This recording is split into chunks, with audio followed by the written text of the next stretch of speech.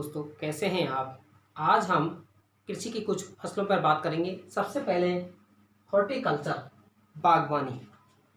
देखिए, बागवानी जिसमें फल सब्जियां हैं वो आपकी आती हैं।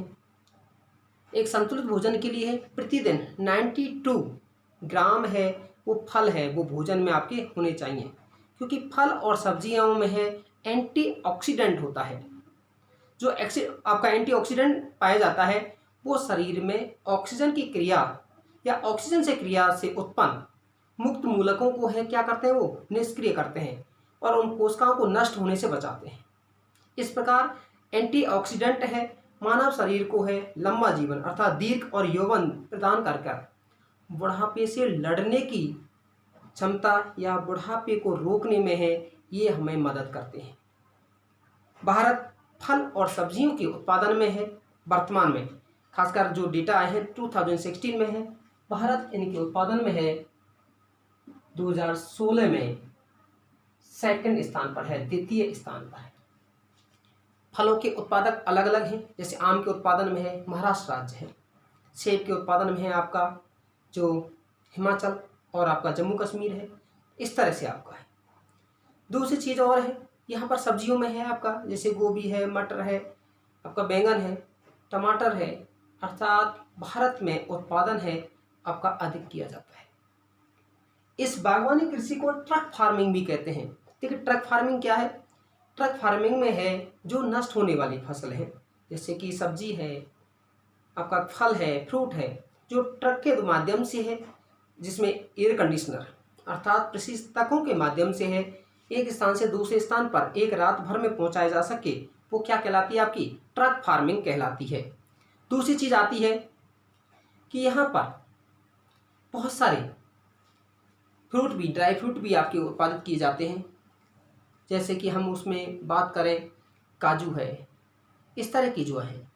अर्थात यहाँ जो आपका बागवानी फसल है प्रमुख रूप से तीनों चीज़ों के लिए है, जैसे कि आपका फल है, सब्जी है और आपका जो फूल है, फूलों के लिए जैसे कश्मीर घाटी है, फूलों की घाटी के लिए प्रसिद्ध है। तो इस तरह से उत्तराखंड में आप देख सकते हैं, हिमाचल में आप देख सकते हैं, तो वो आपका महत्वपूर्ण क्षेत्र है। नेक्स्ट, अगर अगली बातों पर बात करते हैं तो अखाद्य फसलें, नॉन फूड ग्रेन्स आपकी जो कौन सी हैं उन पर बात करते हैं।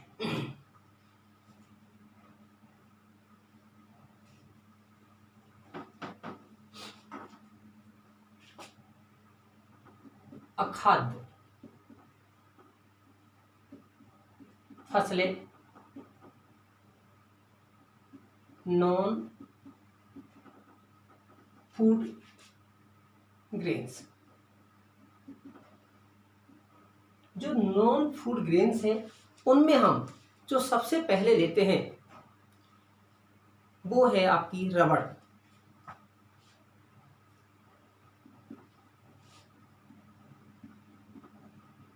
देखिए, रबर एक आपका इक्वेटोरियल जोन की फसल है, अर्थात एक उष्णकटिबंधीय फसल है। कौन सी है आपकी, उष्णकटिबंधीय फसल है, लेकिन इसे भारत में अर्थात उष्ण और उपोष्णकटिबंधीय दोनों ही क्षेत्रों में है इसको उत्पादित किया जाता है। पहली चीज है, इनके लिए जल की आवश्यकता है 200 सेंटीमीटर से अधिक होना चाहिए।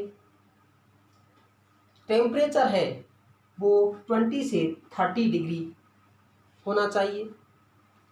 साथ ही साथ है रबड़ के जो उत्पादक राज्य हैं, प्रमुख उत्पादक राज्यों में है केरल,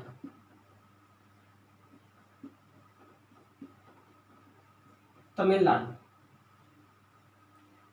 अंडमान निकोबार द्वीप समूह रबड़ के प्रमुख उत्पादक राज्य हैं।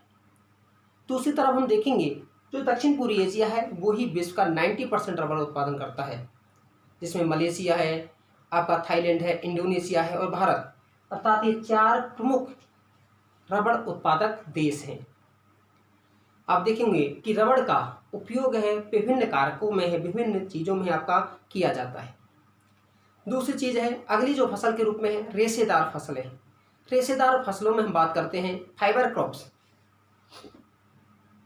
इसका एरिया हम अंडमान निकोबार द्वीप समूह, यहाँ पर भी और यहाँ।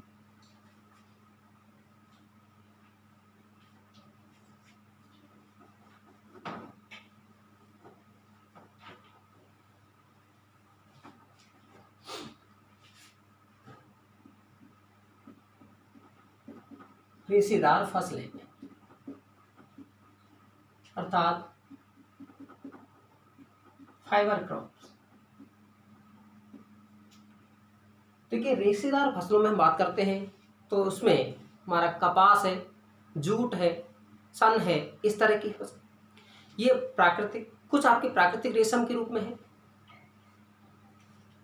प्राकृतिक हम रेशम के रूप में भी सेरीकल्चर भी करते हैं, जैसे शहतूत के पेड़ पर है रेशम के कीड़े पाले जाते हैं, जैसे कोकीन है वो आपकी प्राप्त की जाती है। मलबरी रेशम है, अर्थात उसमें भी सबसे ज़्यादा उत्पादन है जो कृत्रिम रेशम जो तैयार करने में है, चीन सबसे बड़ा है और भारत दूसरा बड़ा देश है। हम उसमें जो प्रमुख फसलों के रूप में लेते हैं, सबसे पहले है आपकी कपास।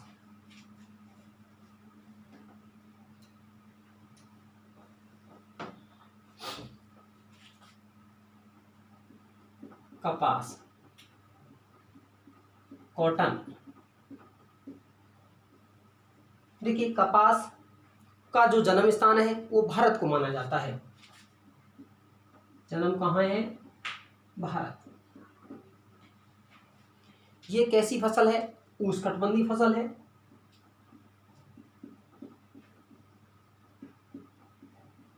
उष्णकटिबंधीय फसल है।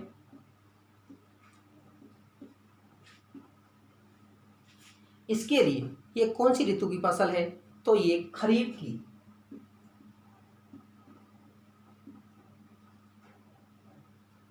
इसके लिए जल की आवश्यकता है वो कम होती है, अर्थात 50 से 50 सेंटीमीटर से 100 सेंटीमीटर की आवश्यकता होती है।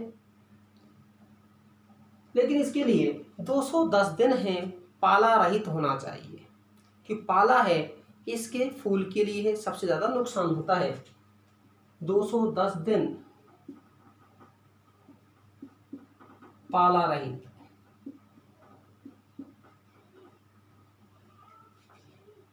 मिट्टी सबसे ज़्यादा है उपयुक्त इसके लिए काली मृदा होती है, लेकिन अन्य मृदाओं में भी उत्पादित की जाती है। दूसरी चीज़ है कि आपकी सस्ता श्रम, क्योंकि कई बार इसकी डोरियों को चुनना होता है, तो आपका सस्ता श्रम। उत्पादक राज्य में बात करें तो सबसे बड़ा उत्पादक राज्य है वो महाराष्ट्र है। दूसरा गुजरात है। प्रमुख उत्पादक राज्यों के रूप में आपकी बात करते हैं तो ये इधर भी आपका मालवा का पठार वाला भाग भी इस तरह से आपका ये इसके प्रमुख उत्पादक राज्य के रूप में। यहाँ पंजाब हरियाणा में भी आपकी और उत्तरी राजस्थान में भी आपकी उत्पादित की जाती है, और तमिलनाडु राज्य में भी आपका कपास उत्पादक या उत्पादन है आपका किया जाता है। ये था हमारा कौन सा? कपास। दूसरी चीज है प्रति हेक्टेयर उत्पादन है पंजाब और हरियाणा में है वो आपका अधिक किया जाता है। नेक्स्ट हम बात करें तो नेक्स्ट है आपकी जूट।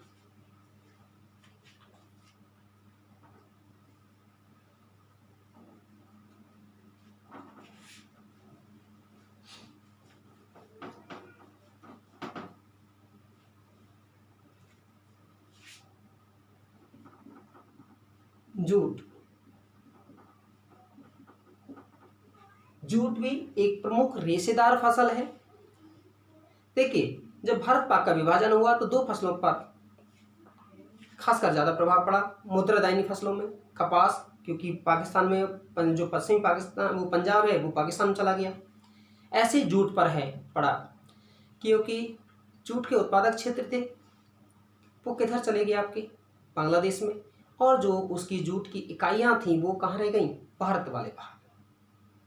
जूट का सबसे ज़्यादा उत्पादन है वो हमारा पश्चिम बंगाल राज्य में ही किया जाता है।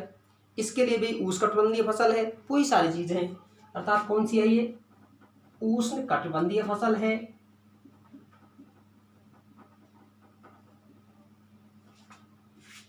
पहला है तापमान 20 से 30 डिग्री होना चाहिए। अधिक जल की आवश्यकता होती है। फसल के लिए इतना नहीं चाहिए जितना इसको आपकी प्रोसेसिंग करने के लिए, काटने के बाद में इसको गलाया जाता है पानी में, फिर उसको कीचड़ से निकाला जाता है, धोया जाता है, तो अधिक जल की आवश्यकता होती है। यही कारण है कि हुगली नदी के किनारे इसका विकास अधिक किया जा रहा है।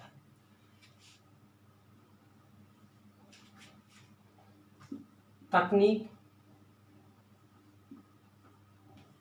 नेक्स्ट है सस्ता श्रम, जो कि भारत का सबसे घना बसा क्षेत्र है। बिहार है, पश्चिम बंगाल है, झारखंड है, उन राज्यों में है आपका सस्ता श्रम मिल जाता है।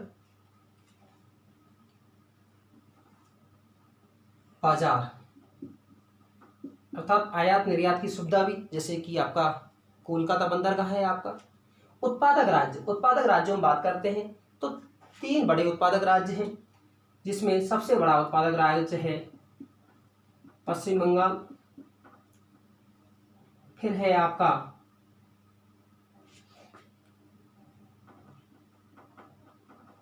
असम, उड़ीसा और आपका बिहार तथा मेघालय। कई बार ये पूछता है उत्पादक राज्यों में बात करें तो ये वाला एरिया है जहां पर जूट उत्पादक क्षेत्र है। कई बार पूछता है कि हुगली नदी के क्षेत्र में ही इसका अधिक उत्पादन होने का कारण क्या है। तो सबसे पहले है कि भारत पाक का जब विभाजन नहीं हुआ तो सबसे पहले विकास यहाँ हुआ था। इसको सस्ता श्रम की आवश्यकता होती है, तो वहाँ जनसंख्या घनत्व सबसे अधिक है, तो सस्ता श्रम उपलब्ध हो जाता है। आयात निर्यात की सुविधा है, कोलकाता बंदरगाह के द्वारा हो जाती है। नेक्स्ट है जल, हुगली नदी में पर्याप्त मात्रा में मिल जाता है। और पूर्व का ज्ञान है, अर्थात यहाँ ऐतिहासिक रूप से है ये फसल है आपकी उत्पादित की जाती रही है। दूसरी चीज और है कि ये इसका संकेंद्रण है इन्हीं क्षेत्रों में क्यों हो पाया है। देखिए हुगली नदी के किनारे ही बांसबेरिया से अर्थात 97 किलोमीटर की लंबाई में ही ये प्रमुख रूप से विस्तृत रूप से पाई जाती है। कौन सी? जूट। उपयोग क्या है? देखिए जूट के लिए, जूट का हम बोरे हैं, थैले, आपके मैट, जो चटाई वगैरह हैं, वो सारी चीज़ हैं, कालीन हैं, और आप तो देख रहे होंगे जैकेट भी इससे बनाई जाती है। दूसरी चीज़ है इसको अंतर्राष्ट्रीय समस्याएं बहुत अधिक आ रही हैं कि अंतर्राष्ट्रीय मार्केट में है, इसके बहुत सारे हैं उत्पादक हुए हैं, और साथ ही साथ है इससे कृत्रिम जो इसके प्रतिस्थापक जो वस्तु हैं अर्थात प्लास्टिक से सबसे ज़्यादा है वो प्रतिरोध का सामना करना पड़ रहा है। वैसे प्लास्टिक पर है रोक है, विभिन्न देशों में लगाई जा रही है, भारत में भी लगाई जा रही है, लेकिन भारत में जो जूट है वो महंगा है और विदेशों में जूट है वो सस्ता है, जैसे बांग्लादेश में ही आपका। तो उस कारण से इसको प्रतिस्पर्धा भी वो विश्व स्तर पर है वो अधिक झेलनी पड़ रही है। ये थी हमारी प्रमुख फसलें जिन पर हमने बात की। कैसा लगा आपको? आप ज़्यादा से ज़्यादा लाइक शेयर सब्सक्राइब कीजिएगा। धन्यवाद।